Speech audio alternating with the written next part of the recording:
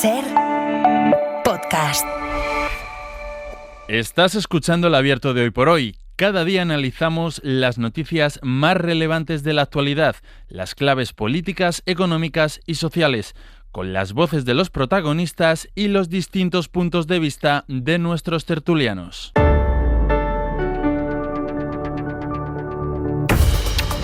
Tiempo para el análisis, tiempo para el abierto esta mañana, y lo voy a decir bien porque luego he pensado, a ver si la gente coge el coche y se va para la Rambleta de Valencia, que no, que estamos en el Teatret de Xixona.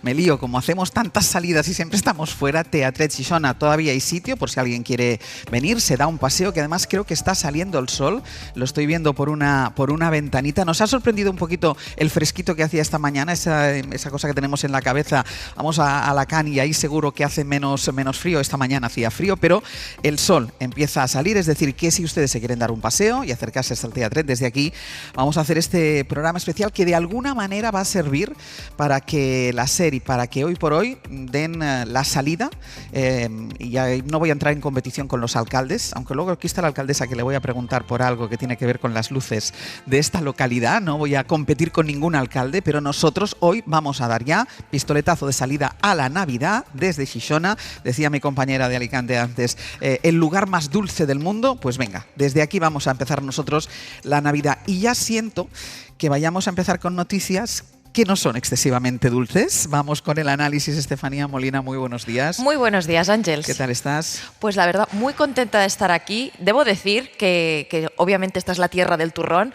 pero os habréis dado cuenta que llevamos con turrón en el supermercado desde verano, o sea... Bueno, luego hablaremos, porque lo del turrón ya no tiene estación. Ya no tiene estación, y eso es lo bueno. Ya no tiene estación.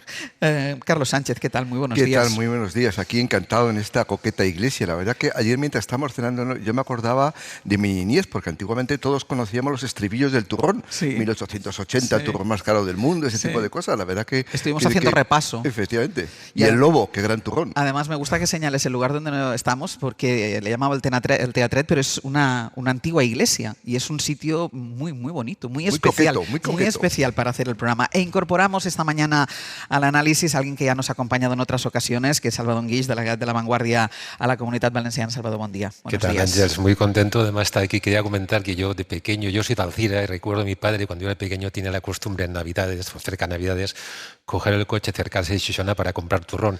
Y aún me queda el recuerdo del aroma de la ciudad, de esta ciudad tan preciosa, el aroma a almendra que se olía por las calles cuando se estaban ya las fábricas en plena producción, ¿no? Estoy encantado de verdad de estar que entiendo aquí. Que mucha gente de la Comunitat Valenciana, luego hablaremos de esto, pero lo debe hacer, ¿no? Sí. La excursión hasta Xixona para comprar el turrón para la Navidad. Había dos tradiciones, una era, y ahora otra era ir a Ibi a comprar juguetes. Aquí mucha gente lo sabrá que está aquí. Sí. Éramos a comprar juguetes porque las fábricas tenían sobreproducción y muchas veces te salían más baratos los juguetes a los padres, pero si venir a Xixona a comprar turrón era una tradición que yo le recuerdo en mi niñez como un efecto encantador de la memoria, ¿no?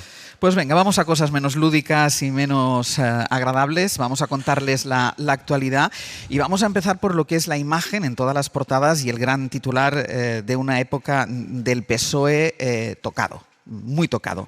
Hace meses que estalló el caso y que fue engordando, pero ayer se produjo la decisión del juez y ese momento en el que el furgón de la Guardia Civil llega a la ya famosa cárcel de Soto del Real ante una multitud de periodistas, pues queda para la historia de este país y para la historia del Partido Socialista. José Luis Ábalos, todavía diputado y exsecretario de organización del PSOE, exministro también, exministro, y ahora lo comentaremos con ellos, con un presupuesto a su disposición, el más elevado de todo el gobierno. Bueno, pues entraban en la cárcel y con él su mano derecha en el Ministerio, Koldo García. Miguel Ángel Campos, buenos días. Hola, buenos días, Ángel.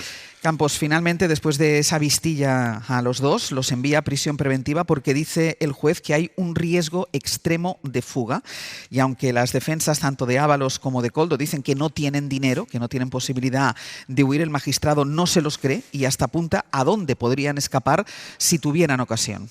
Sí, a Iberoamérica. El juez habla, como decías, de riesgo extremo de fuga de Ábalos y Koldo por la cercanía del juicio oral y las altas penas de hasta 30 años de cárcel que le solicitan, así como las sanciones multimillonarias. El magistrado recalca que existen muy sólidos indicios de que ambos han cometido los delitos de pertenencia a organización criminal, cohecho, tráfico de influencias, malversación y uso de información privilegiada. Recuerda que en caso de ser condenados en su rango más bajo, deberían cumplir un mínimo de 10 años de prisión y permanecerán en prisión preventiva hasta que se celebre este juicio por las mascarillas previsto para dentro de 3 o 4 meses. La defensa de Ábalos ha alegado que, tal y como ha corroborado la UCO, al exministro no le han hallado dinero ni patrimonio con el que fugarse y que tanto Ábalos como su antiguo asesor tienen un fuerte arraigo en España. El juez contesta que los investigadores han acreditado que el hijo del exministro ha ido aportándole dinero y podría seguir proporcionándoselo para escapar a la justicia. Pero si el hijo de Ábalos es el custodio de su dinero opaco,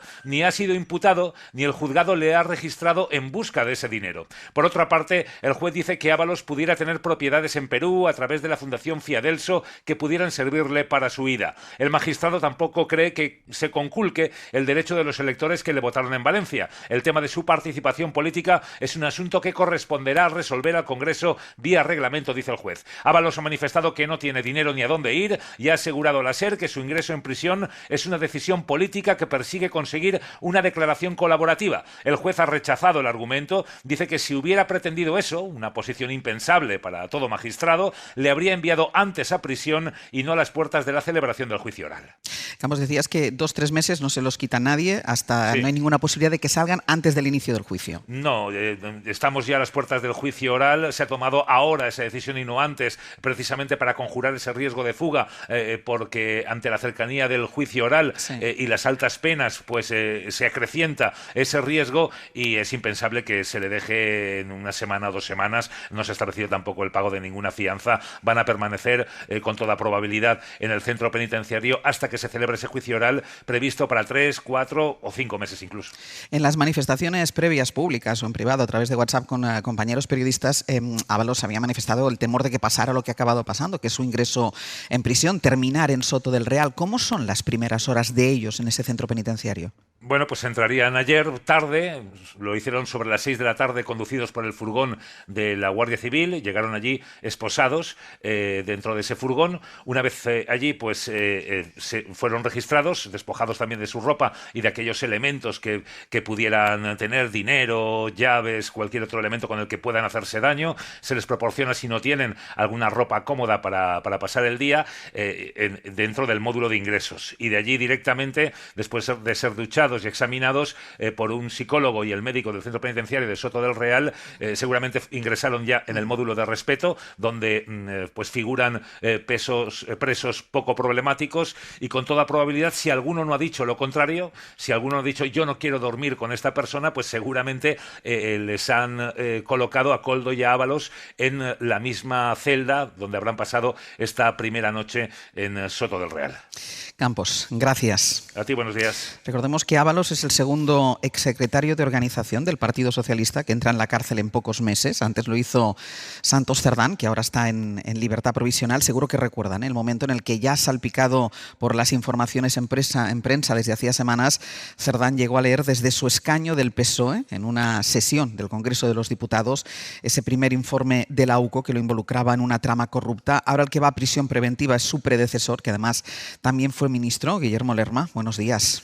Hola de nuevo, Ángels. A ver, es difícil pensar que algo así, que estas imágenes no provocan al menos conmoción en el Partido Socialista, y más todavía cuando tanto Ábalos como Koldo han decidido empezar a enviar mensajes de amenaza, que no sé si tienen más mentira que verdad, no se sabe, pero de momento han decidido, y sobre todo Ábalos, ha hecho este cambio de estrategia atacando y señalando al PSOE y a Pedro Sánchez. Sí, es un cambio de estrategia que es evidente genera inquietud y desconcierto en las filas socialistas. El exministro formó parte del círculo de poder más cercano al presidente durante casi una década, pero en la ejecutiva socialista y en la Moncloa niegan que pueda decir o revelar nada que les pueda implicar. Enmarcan esa ofensiva de los últimos días antes de entrar en prisión en una estrategia y en una desesperación propia de alguien que sabe que puede pasar mucho tiempo en la cárcel. Miente, insisten, cuando ayer, por ejemplo, decidió lanzar sospechas sobre la participación en el rescate de Europa de la mujer del presidente. Lamentan en el Ejecutivo que haya entrado Ábalos en una espiral de mentiras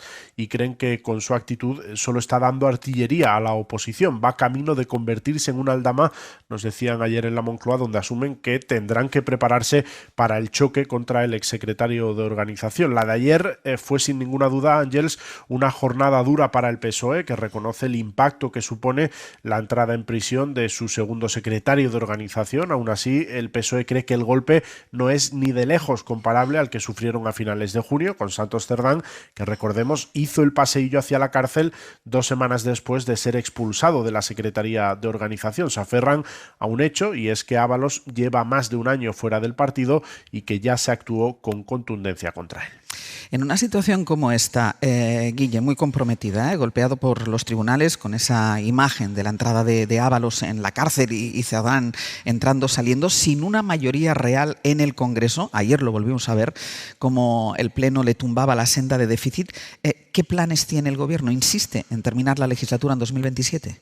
Sí, la Moncloa mantiene la intención de seguir. Admiten en el Gobierno que la entrada en prisión de Ábalos complica aún más la posibilidad de armar mayorías, porque entra en la cárcel manteniendo su acta de diputado, y de hecho lo que trasladan en el Gobierno es que van a seguir porque la actitud del PP les refuerza en esa idea. Las elecciones, insisten, serán cuando toquen legalmente o antes, pero solo si el presidente quiere. En el Ejecutivo dicen que no van a ceder a lo que consideran un chantaje del PP, que quiere trasladar la idea de que gobernar es inviable. Quieren crear, dicen, un estado de caos para hacerlos caer. Los socialistas reconocen que la complejidad es mayor hoy que ayer y que lo que ha pasado con Ábalos manteniendo el acta entierra cualquier opción de lograr mayorías. Admiten que esa pérdida del voto clave como el de Ábalos supone un cambio en el tablero, pero lo que toca, dicen, es jugar con esas nuevas normas, no abrir las urnas. Así que defienden, insisten Ángels, en que las condiciones de gobernabilidad se mantienen y que la intención es seguir. Guille, gracias. Hasta luego. Vamos a hacer una pausa y arrancamos ya el análisis.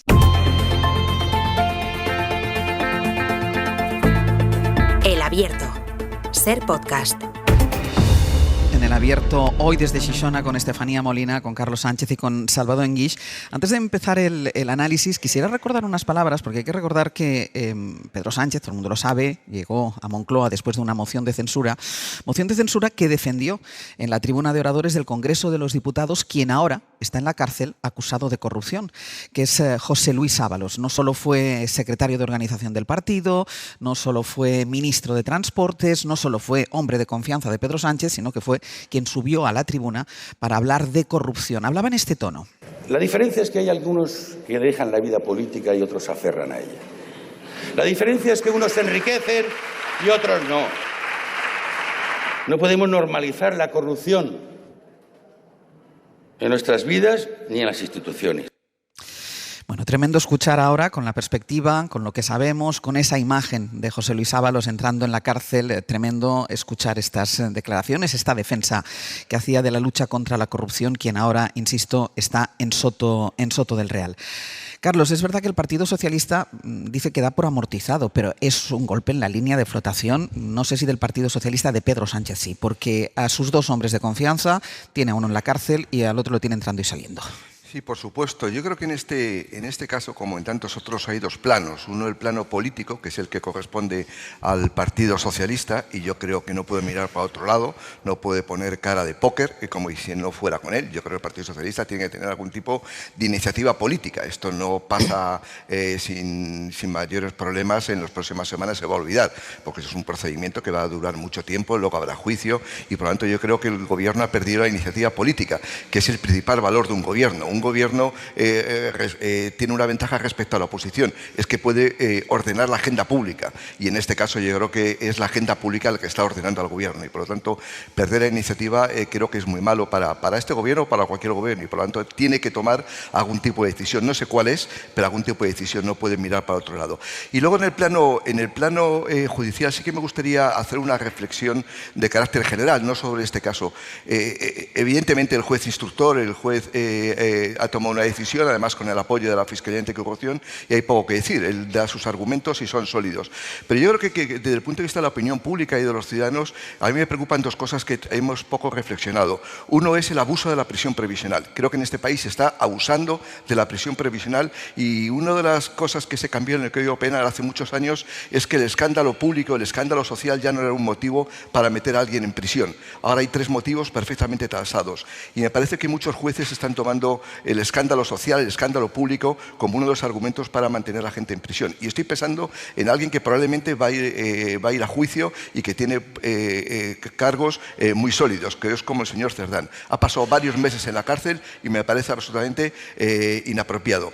Y luego el asunto de la doble instancia judicial. Lo hemos visto con el fiscal general del Estado. Me parece que tenemos que hacer una reflexión sobre eso de que solamente sea un tribunal el que pueda condenar y no haya una doble instancia. Evidentemente, en este caso es porque es un aforado, pero el señor Koldo García no es un aforado y no va a tener doble instancia. Y eso yo creo que choca con muchas recomendaciones de Naciones Unidas, la necesidad de que cualquier ciudadano, cuando se le condene, cuando tiene un juicio, tenga una doble instancia para ver el contenido de ese proceso.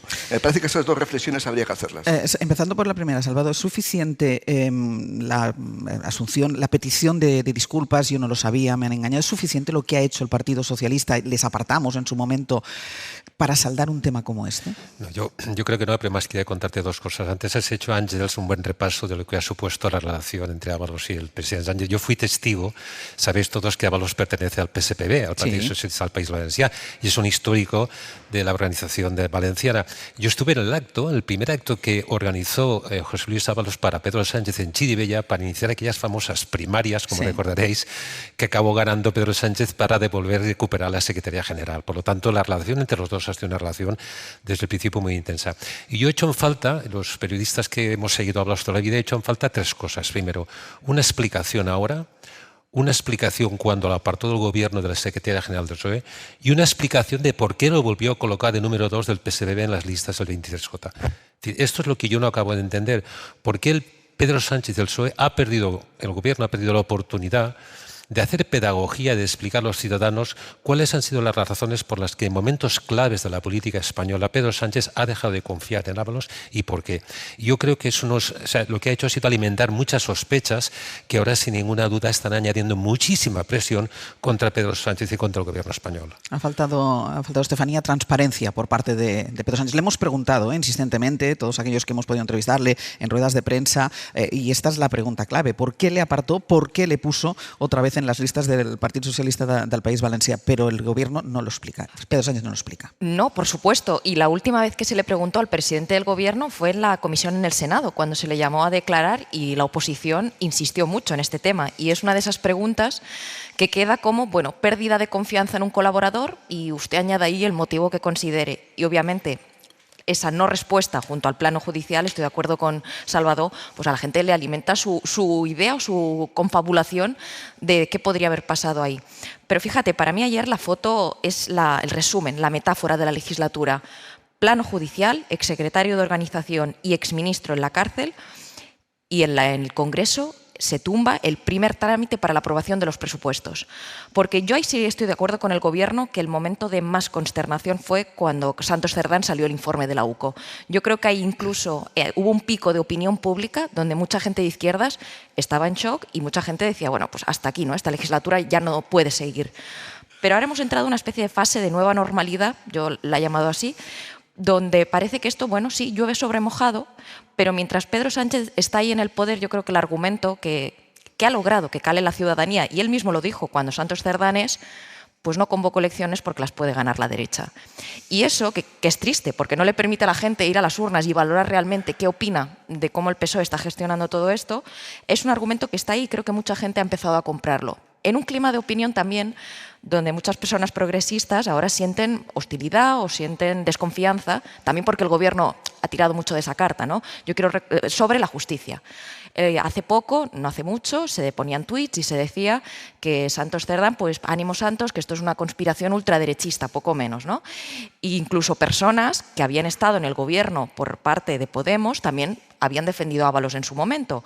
Entonces, sí que había ahí como un, no es total y luego da el vuelco. Pero yo creo que lo más importante es que ahora mismo no hay acción política. Tú le puedes vender a tu gente, mire, no voy a convocar elecciones porque las gana la derecha, pero mientras tanto estamos haciendo cosas. Pero es que ahora yo creo que han caído todos los argumentos. Es decir, obviamente el presidente yo creo que va a continuar, si no, no sería Pedro Sánchez, no estaríamos hablando de él, pero ¿qué vas a hacer ahora? Es que no tienes capacidad legislativa y Junts ya lo dijo, que ellos se apean. Yo solo vi una puertecita en un artículo que publicó un ex asesor de Puigdemont en El País, que hablaba del tema de las inversiones en Cataluña. Yo pensaba que esa palanca, que ellos creen que no se ha ejecutado suficiente, podía conducir el camino de los presupuestos, pero ayer vimos que no. Claro, es que lo que queda de legislatura va a ser una agonía. Es decir, ¿qué va a hacer este gobierno? Primero, por lo que está pasando en el Congreso de los Diputados, por esa falta de mayoría ahora ya clarísimo, los presupuestos no van a salir, los van a presentar, porque no tienen, y además se ha comprometido el gobierno, pero no van a salir. Y después el bombardeo judicial.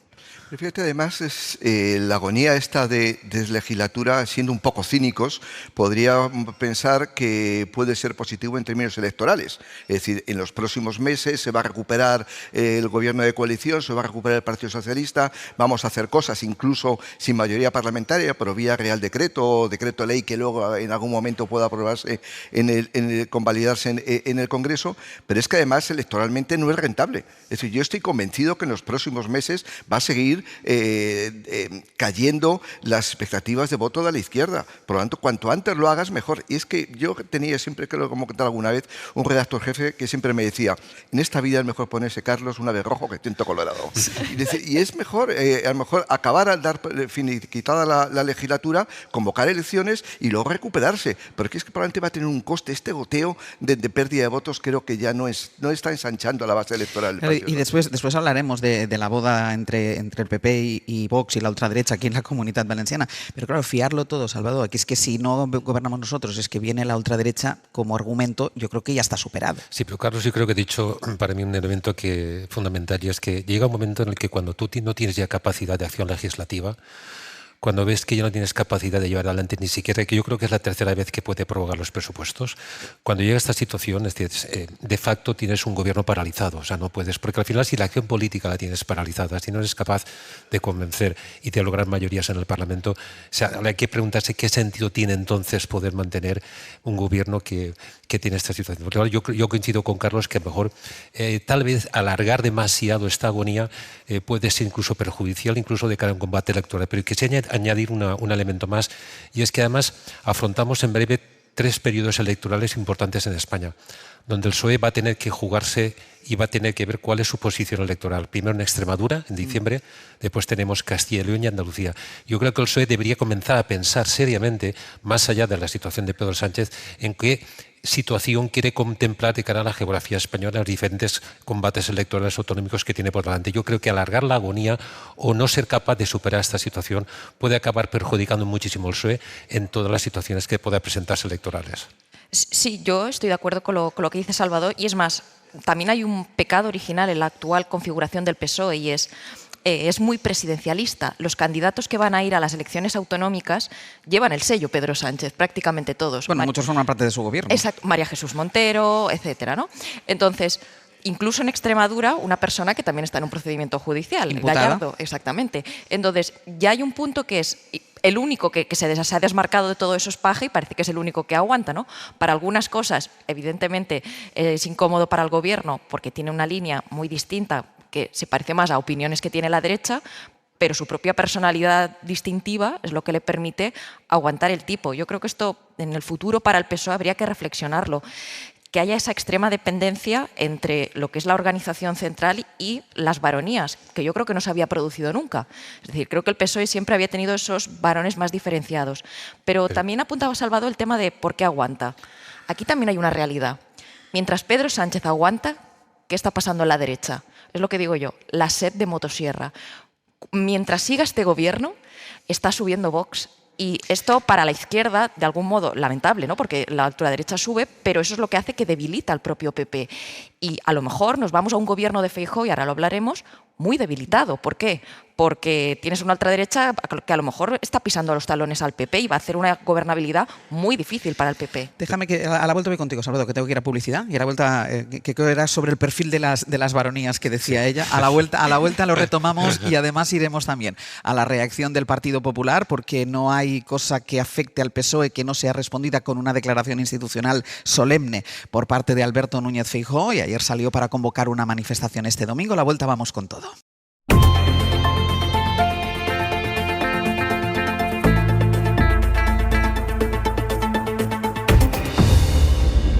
Abierto y desde el Teatret de Xixona con Estefanía Molina, con Carlos Sánchez y con Salvador Enguix, hablando del impacto que tiene en el Partido Socialista, que tiene en el Gobierno y que tiene directamente en Pedro Sánchez el ingreso en la cárcel de su exsecretario de organización, de su exministro, de su excompañero en esas primarias, como nos recordaba antes Salvador Enguix, y decía una cosa, hablaba de las baronías, ¿no? De lo diferente que es ahora a cómo era antes, decía Estefanía, porque todos los líderes territoriales salen al final del núcleo duro de Pedro Sánchez, del propio Ejecutivo, como es el caso de la Comunitat Valenciana, que es Diana Morán, quien será seguramente candidata en unas futuras elecciones. ¿Y querías decir algo tú? No, que yo quería ampliar lo que decía Estefanía con toda la razón, y es que yo creo que el PSOE, tradicionalmente el PSOE es un partido de alma federal, lo ha sido siempre, donde las federaciones han jugado un papel fundamental a la hora de configurar políticas de Estado. Esto ha sido así.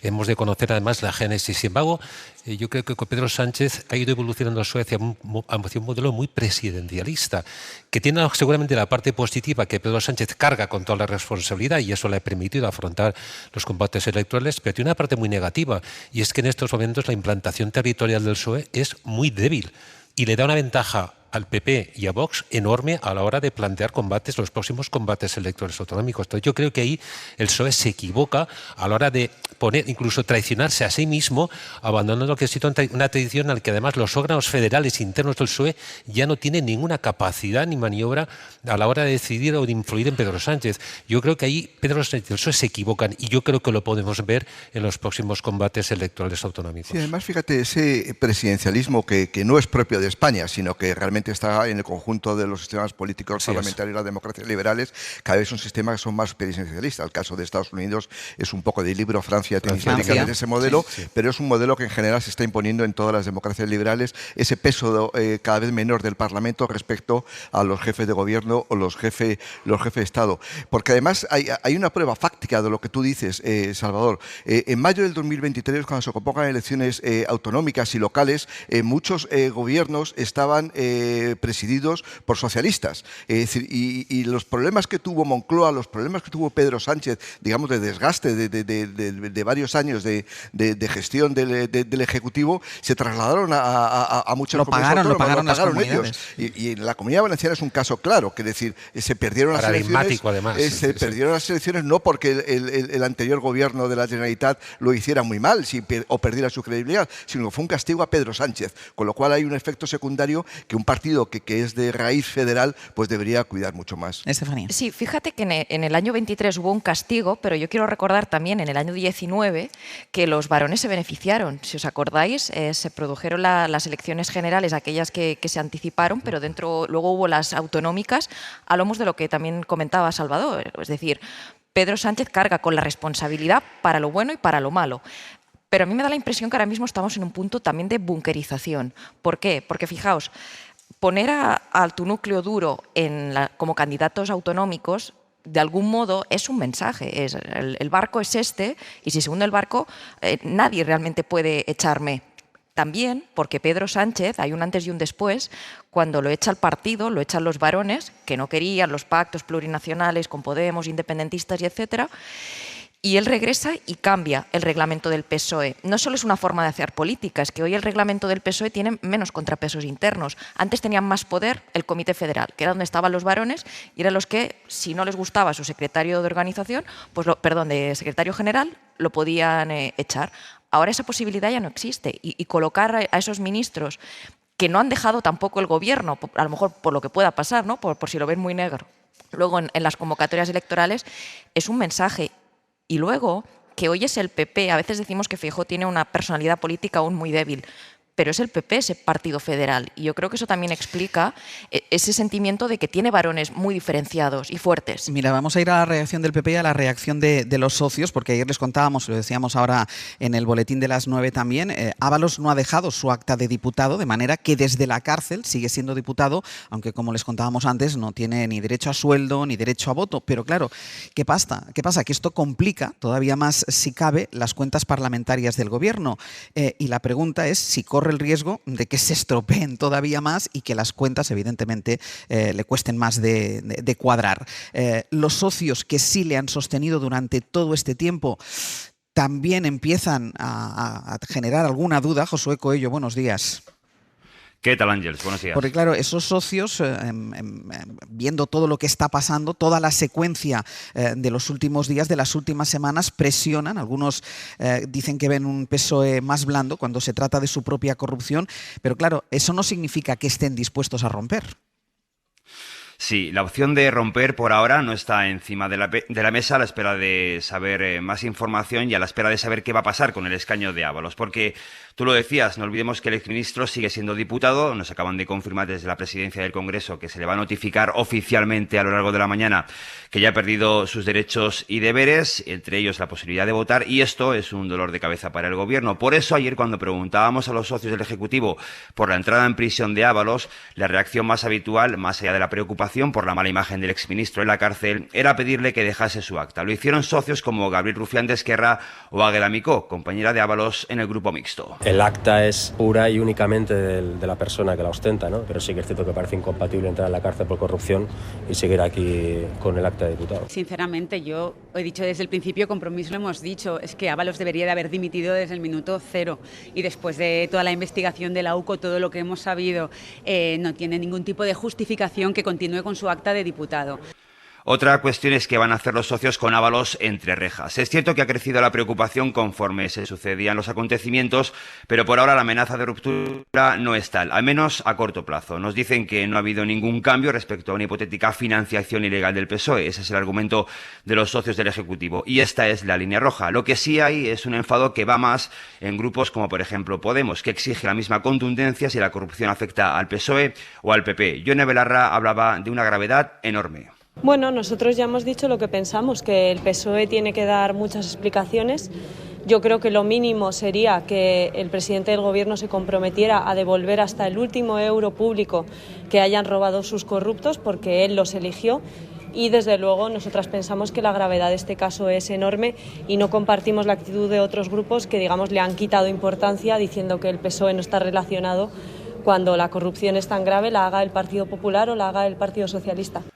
Sin romper, los socios son conscientes de que mientras Ábalos no renuncie, su escaño vacío será un problema para generar mayorías, y eso, nos dicen, podría aniquilar definitivamente la legislatura a medio plazo. Veremos, Ángel, si finalmente Ábalos renuncia a su acta. Podría hacerlo a través de su abogado o a través de un asistente, pero por ahora esa posibilidad no parece que vaya a darse. Josu, gracias.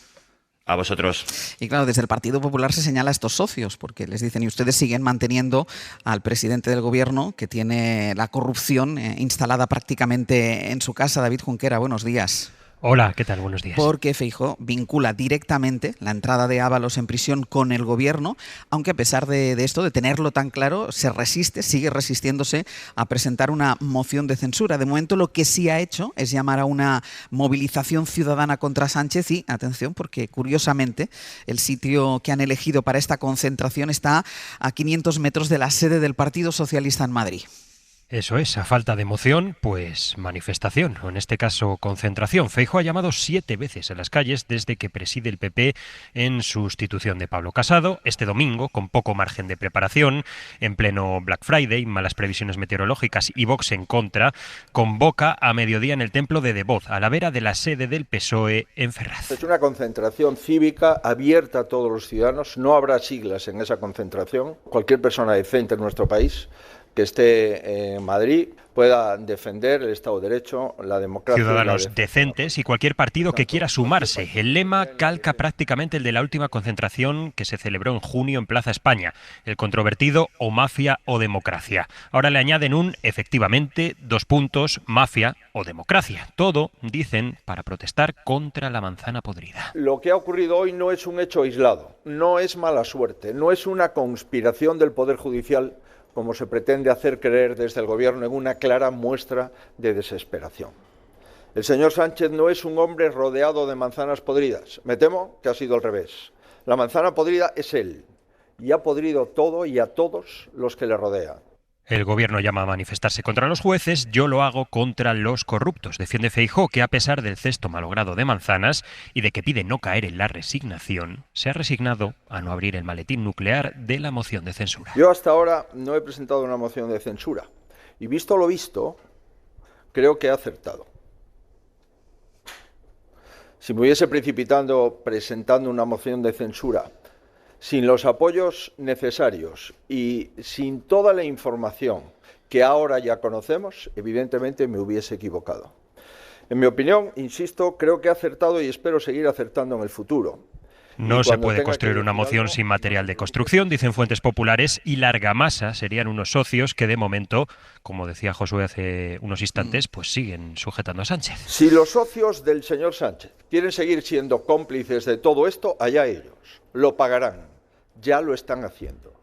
El PP se está movilizando a toda prisa, ya está fletando autobuses para lo del domingo. Vox está contraprogramando a través de su organización juvenil Revuelta. Para estos sí que no hay problema, no se andan con rodeos, directamente llaman a Ferraz, a la puerta de Ferraz, a partir de la 1 del domingo. Junquera, gracias. Gracias. El domingo será un festival Madrid. Salvador, Feijóo no gobierna porque no quiere y no presenta una moción de censura porque no le salen las cuentas.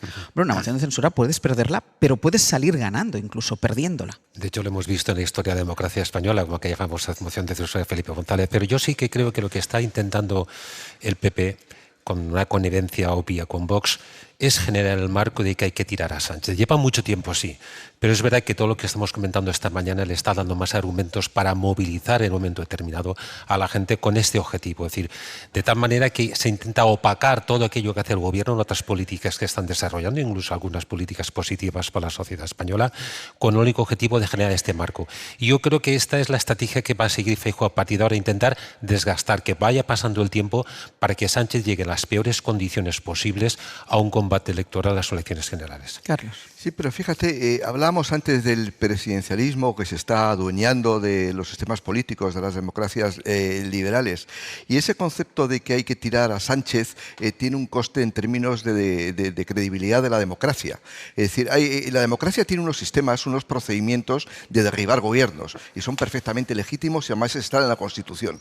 El señor Sánchez fue elegido por el Parlamento y será el Parlamento el que tenga que separarlo del cargo del Palacio de la Moncloa. Por lo tanto, ese mensaje conlleva un discurso muy antidemocrático. Es decir, es la calle la que tiene que echar a Sánchez. No, pero me da igual que sea Sánchez o el propio señor Feijóo. La izquierda muchas veces ha tenido esa tentación también. Si vamos a derribar al gobierno movilizándonos, no. Evidentemente es legítimo movilizarse contra la derecha, contra la izquierda o contra quien sea.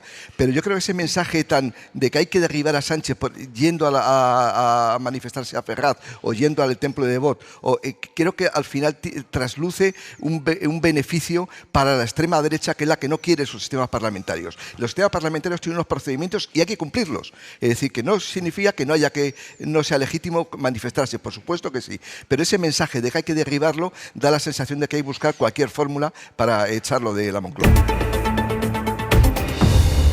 En el abierto, Estefanía Molina, Carlos Sánchez, Salvador Guix, desde el Teatret de Xixona. Y estábamos hablando de la estrategia del Partido Popular, la reacción al nuevo encarcelamiento de un secretario de organización del Partido Socialista.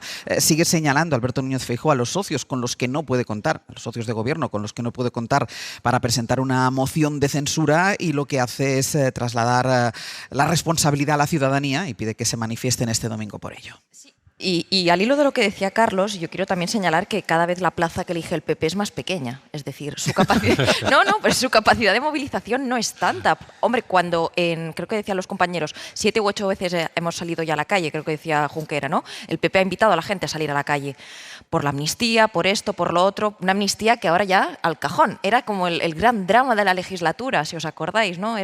Y nos llegaba una plaga terrible por la amnistía, pues ahora al cajón. Pero yo creo que el PP está nervioso. Fíjate, no solo es que quieran que caiga el gobierno para llegar el PP al gobierno, sino por lo que decía antes, porque Vox está subiendo.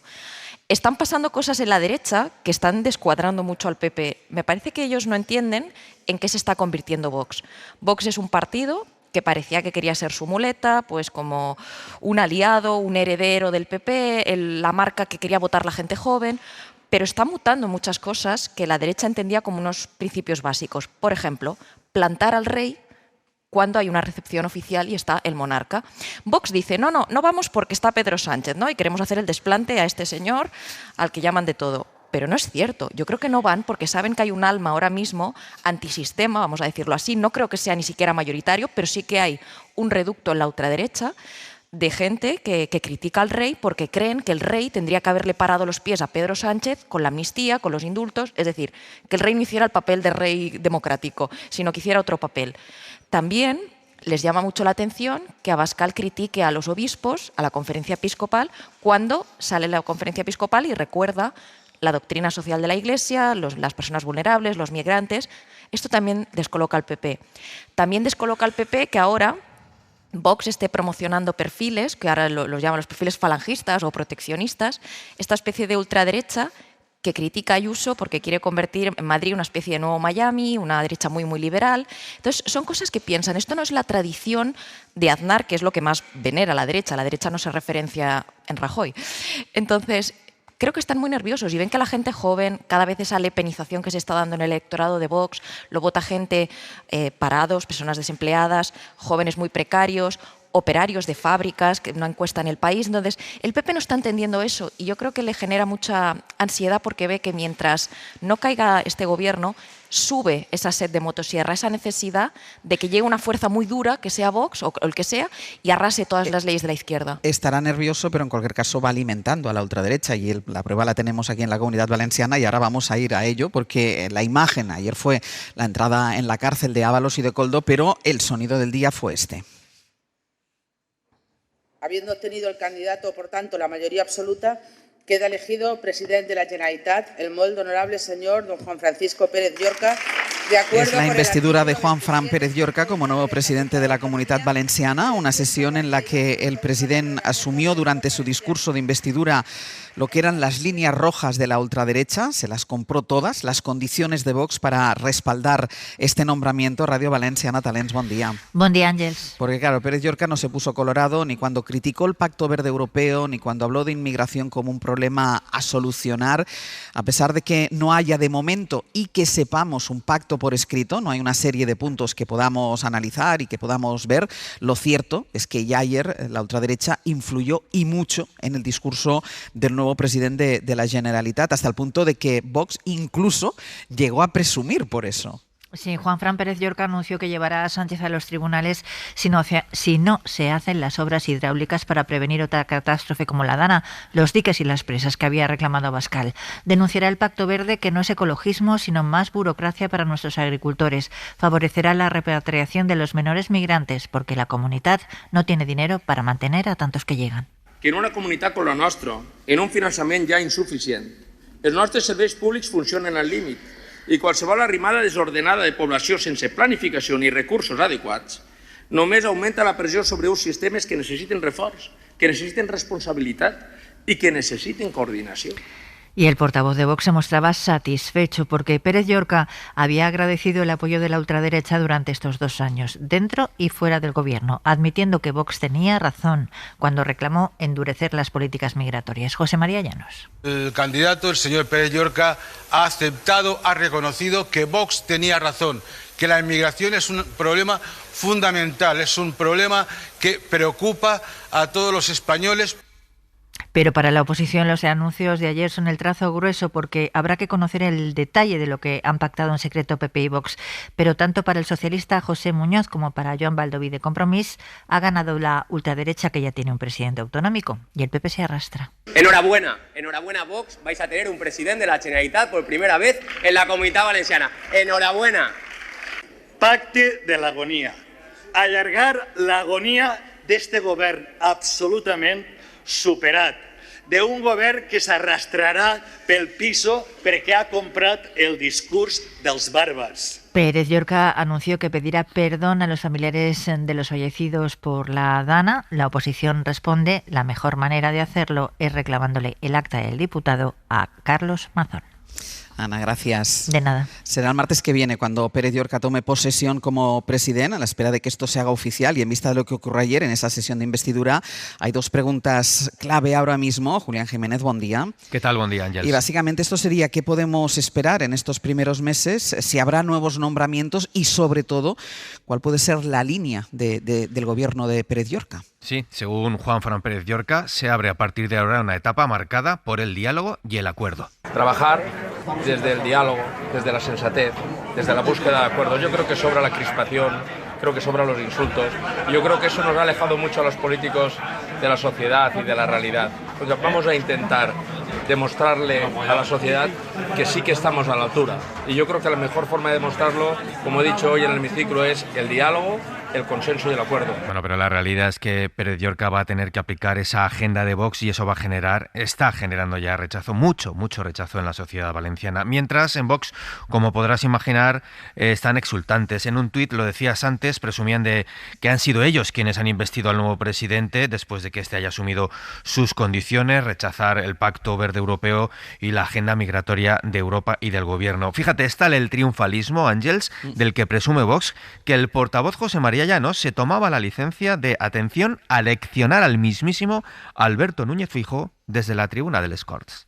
Espero que las escuche el señor Feijóo o la señora Guardiola en Extremadura, que no ha tenido escrúpulos en obligar a los extremeños a pagar unas elecciones anticipadas para eludir la voluntad de la mayoría que expresaron en mayo de 2023. Confío sinceramente y plenamente en que usted pueda explicar a su partido que es posible gobernar con lealtad a todos los españoles, sin estafas, con sentido común, con verdad y con absoluta generosidad. Y me detengo ahora en una cuestión, Ángels, que también avanzabas antes. Recordarás que ayer a esta hora destacábamos el hecho de que, a diferencia de lo que hizo Mazón para su investidura, en esta ocasión no se ha firmado ningún acuerdo. Bueno, pues ayer en la tribuna PP y Vox seguían sosteniendo lo mismo, que no es necesario. En Vox no hemos querido firmar un acuerdo de investidura a cambio de dar la confianza al candidato a la presidencia de la Generalitat. Y no lo hemos hecho porque ya se ha demostrado que el PP del señor Feijóo en muchas ocasiones considera los pactos papel mojado. Por ello hemos preferido escucharle, que el candidato que pide la confianza de esta Cámara expusiera hoy sus compromisos en sede parlamentaria, con luces y taquígrafos. Vinc a esta sessió sense cap acord tancat en ninguna formació política. Però vinc a la determinació d'acabar esta sessió amb un pacte que ja li propose i que deu de ser, i que es deu de dir, el pacte de les Corts. Vengo a esta sesión sin cerrar ningún acuerdo, reconocía el propio Pérez Llorca. A partir de ahora, ¿qué cabe esperar? Pues habrá que ver cuánto se distancia el nuevo presidente de su predecesor. A tenor de los logros de su gobierno, de los que presumió en la tribuna, no parece que vaya a ser una ruptura radical. Sempre canvien coses, no? Perquè tots no som iguals, tots tenim un caràcter diferent, coincidim en moltes opinions, però també opinem en algunes coses de forma diferent. Per tant, jo crec que canvis se notarà. Todos no somos iguales, tenemos carácter diferente, coincidimos en muchas opiniones, pero también pensamos diferente, decía Pérez Llorca, para referirse al nuevo Consell, el nuevo gobierno que ha de formar, aunque se da por seguro que repetirán muchos de los consejeros de Mazón. Un diputado mazón que ayer solo se dejó ver en Les Corts para votar y que se borró de la fotografía de todo el grupo con el nuevo presidente. Julián, gracias. Un abrazo. Voy a empezar por ti, Salvador, tú eres de aquí. Claro, es que yo estaba escuchando y me estaba recordando un poco, dice, no hay nada por escrito, pero tú vas a decir lo que nosotros queramos que digas. Estaba pensando como cuando alguien está secuestrado, que hace una declaración poniendo en boca lo que le dicen los secuestradores. Esto fue ayer el discurso de Pérez Llorca. Evidentemente, presume de ello Vox que no le hace falta ningún papel firmado, porque sabe que va a hacer todo lo que Vox diga. Yo quisiera poner sobre la mesa dos cuestiones que yo creo que amplían para mí la perspectiva. Primero, el pacto entre el PP Valenciano y Vox se firmó el 28M. Después del 28M. Es que yo creo que es muy importante que tengamos este punto de referencia. En aquel momento Carlos Mazón ya cerró con Vox un pacto, que era un pacto además con puntos muy concretos, que se revalidó hace aproximadamente este año, el 2025, con la aprobación de los presupuestos de la Generalitat, en los cuales Vox volvió a apoyar con la Dana con la tragedia de la Dana, volvió a apoyar el pacto con Vox, además haciendo más cesiones a Vox, recortes en materia de cooperación, recortes a sindicatos y a patronal, guerra cultural contra el valenciano, y que recientemente tuvo otra complicidad importante en las Cortes con la eliminación de la Comisión de la LGTBI, con la Comisión de los Derechos Humanos o con la exigencia de que la Generalitat estableciera estadísticas de migrantes y nacionales. Es decir, que yo creo que nos equivocamos si pensamos que lo de ayer era un pacto. No, ayer fue un capítulo más de la serialización que se comenzó el 28M, que por cierto acabó perjudicando a Feijóo. Y un apunte más que yo creo que es importante. Lo sucedido ayer apela a Alberto Núñez Feijóo directamente. Es que yo creo que esta es la perspectiva como tenemos que ver lo que sucedió ayer en las Cortes Valencianas. Lo que sucedió ayer fue un mensaje de Vox a Alberto Núñez Feijóo, en el cual le dijo: yo te permito que sigas gobernando la Comunidad Valenciana, te permito que no convoques elecciones anticipadas, que hubieran sido un riesgo enorme para el PP de perder la Generalitat, pero te lo permito porque ahora vamos a empezar a hablar de aquellos asuntos que a nosotros nos interesan, que son elecciones en Extremadura, en Castilla y León y lo que pueda suceder en el futuro en Andalucía. Por lo tanto, yo creo que lo de ayer no es un pacto del PP con Vox, es una concesión que hace Santiago Abascal a Alberto Núñez Feijóo para garantizar la estabilidad en la Comunidad Valenciana a 1 año y medio de las elecciones autonómicas, pero no nos fijemos tanto en lo que sucedió ayer y en lo que ya estaba escrito en el pacto de hace un año, sino en el gesto que hace Santiago Abascal respecto a Feijóo y qué consecuencias puede tener para el PP, no solamente para los próximos o futuros pactos autonómicos, sino para un futuro pacto en el gobierno de España. Claro, en el gobierno central. Sí, muy de acuerdo. Yo creo que esto, lo que ha ocurrido en la Comunidad Valenciana, podemos verlo como algo encapsulado, como un problema regional dentro de España, pero creo que nos equivocamos. Pero no solamente es dentro de España, sino a nivel europeo. Lo que firma el Partido Popular en la Comunidad Valenciana es lo que va a firmar en otras comunidades autónomas porque necesita que sus presidentes autonómicos sigan en el poder. Y significa alejarse de Europa. Pero hay que recordar al Partido Popular que quien está presidiendo la Comisión Europea es alguien miembro del Partido Popular Europeo. Y es el Partido Popular Europeo el mayoritario en el Parlamento y en el Consejo el que ha aprobado el pacto migratorio y el que ha aprobado el pacto verde.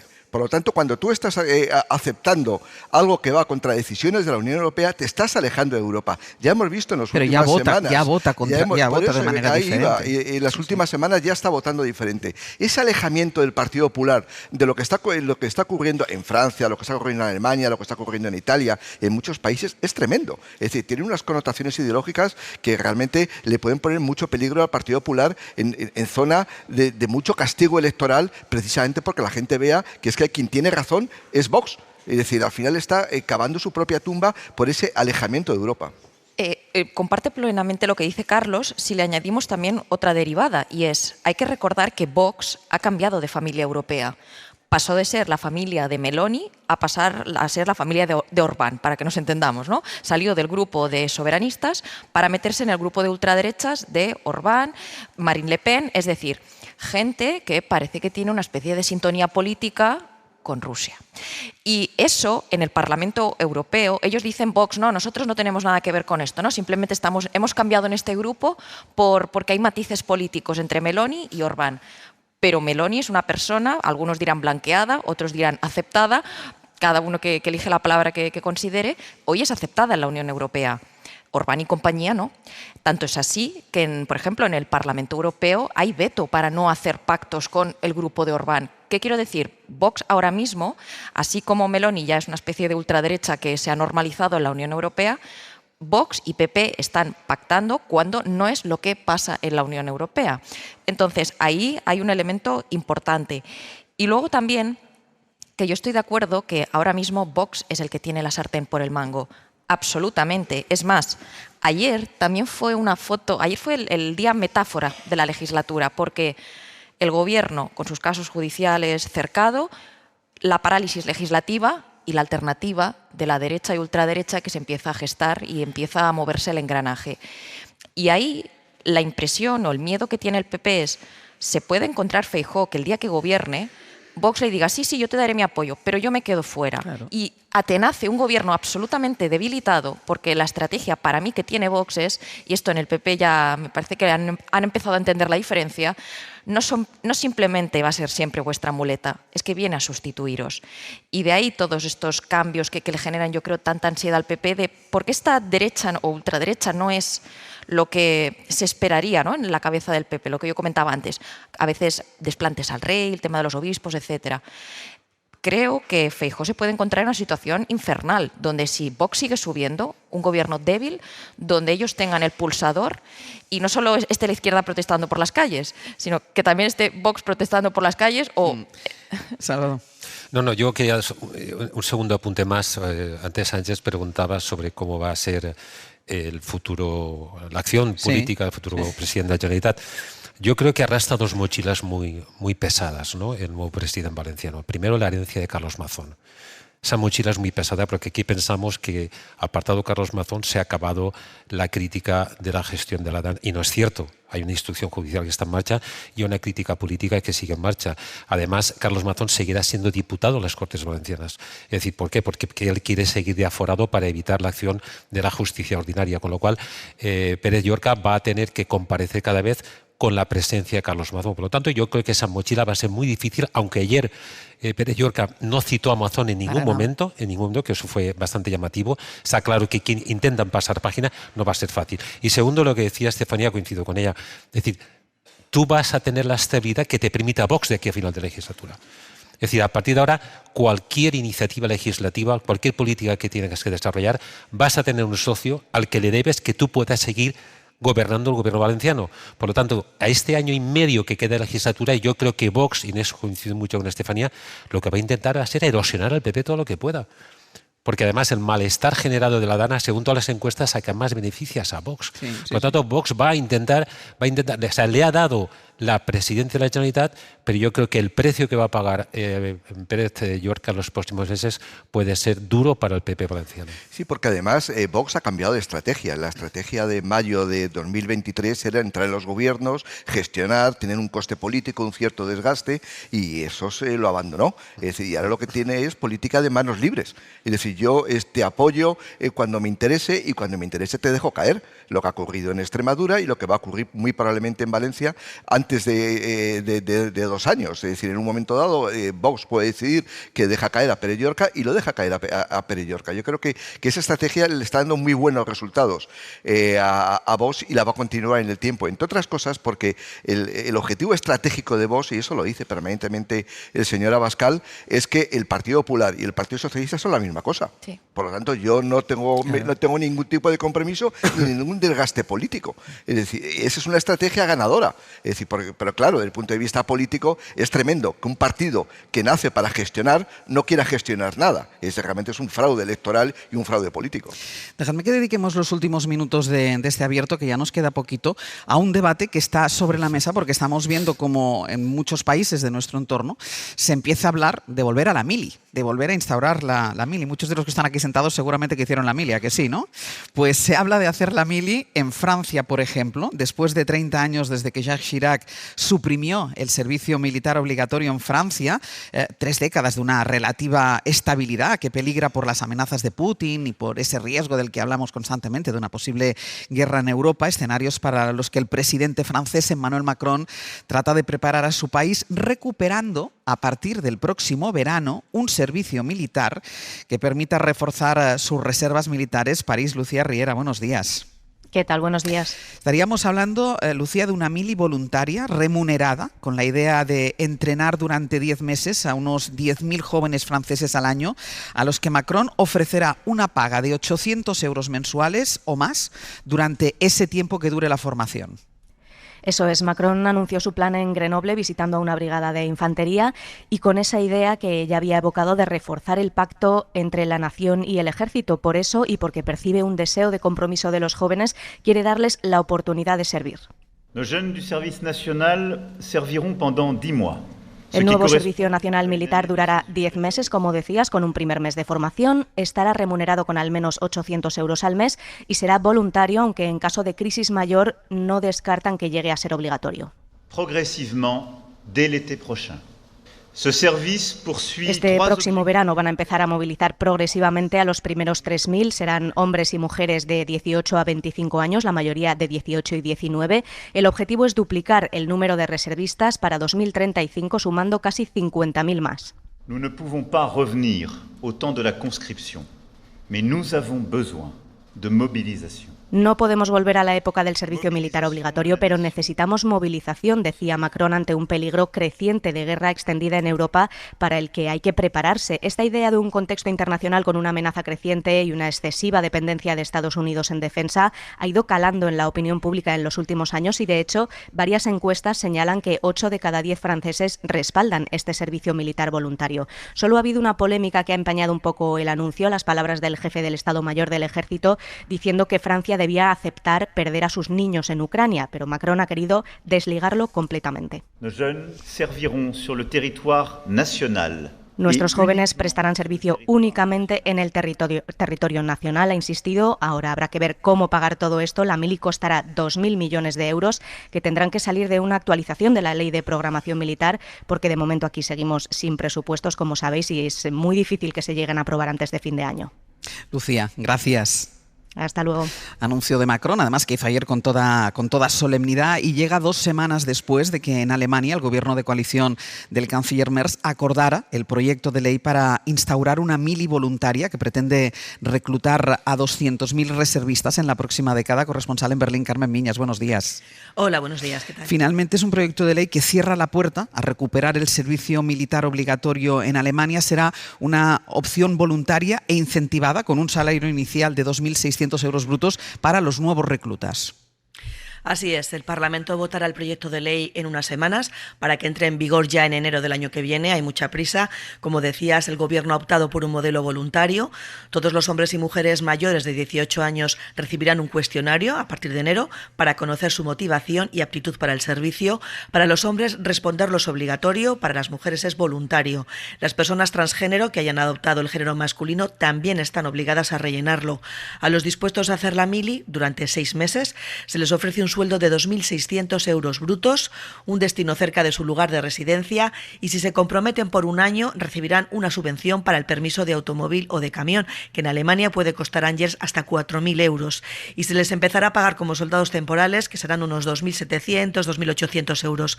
En una segunda fase de la ley, para saber con cuánta población apta podría contar Alemania, se va a hacer un examen médico obligatorio a todos los jóvenes a partir de 2027.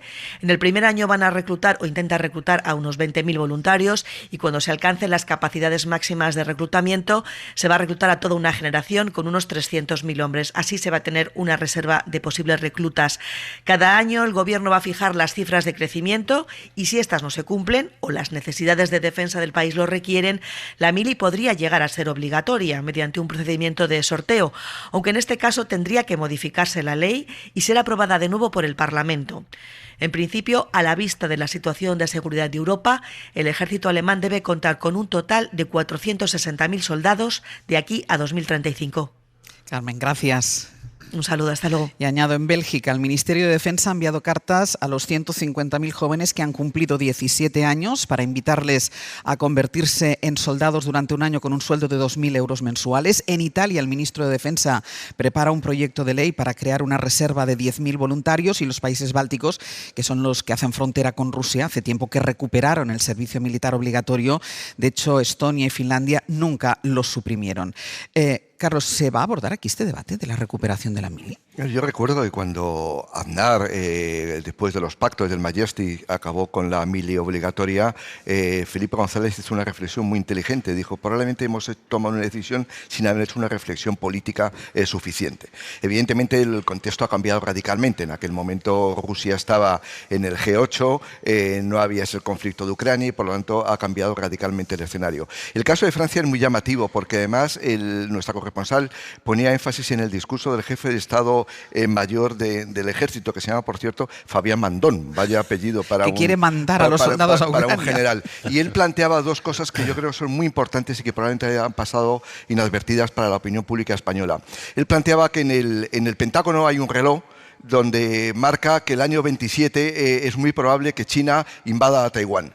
El año 27, con lo cual iba a segundo a segundo está reduciendo el tiempo hasta el año 27. Y el segundo objetivo que decía el jefe de Estado Mayor del Ejército es que en el 2030 es muy probable que Rusia ataque a los países fronterizos, digamos, en esa política de expansión de lo que fue antiguamente el Imperio Soviético.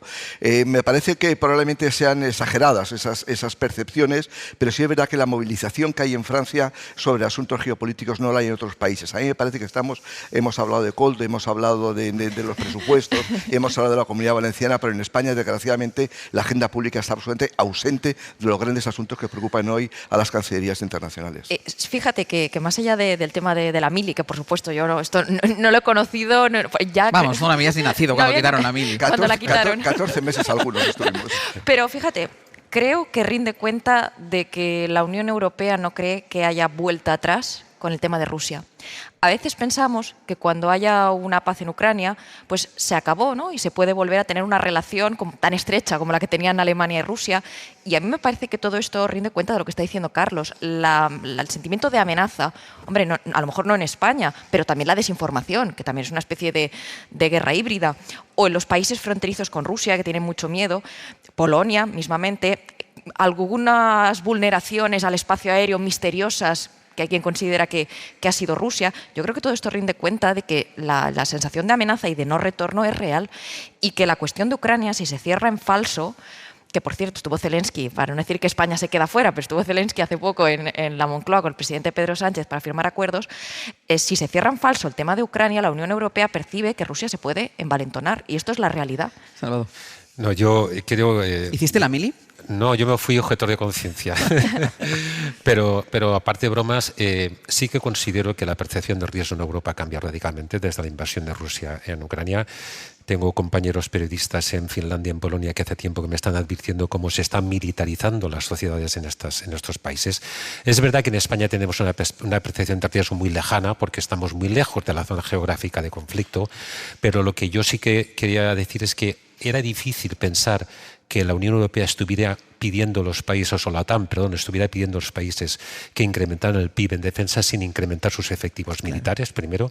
Y segundo, yo creo que, si leemos un poco de historia, sabemos que solamente un ejército profesional bien preparado puede ser capaz de afrontar riesgos como los que plantea Rusia. Por lo tanto, yo espero que la mili obligatoria no vuelva, porque yo tengo amigos que lo pasan muy mal, pero sí que comprendo, o sea, intento comprender que en estos momentos haya países que vean esta percepción del riesgo como algo real y que pueda ser una condición geopolítica grave en los próximos años. Pero sí que hay un argumento muy débil por parte muy brevemente, por parte de Francia, es decir, tiene legítimamente, puede tener sus objetivos aumentar la fuerza militar de Europa, que es alrededor de 1,2 millones de soldados profesionales hoy en día en Europa, mientras Rusia tiene una cifra muy parecida. Pero claro, lo que no está haciendo Francia es provocar lo más importante, más que aumentar el número de militares, la integración de la industria de defensa europea. Francia es el primer país que no quiere compatibilizar sus ejércitos con los de otros países europeos.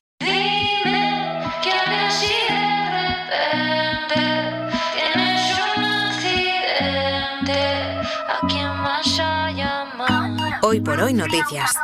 Ser podcast.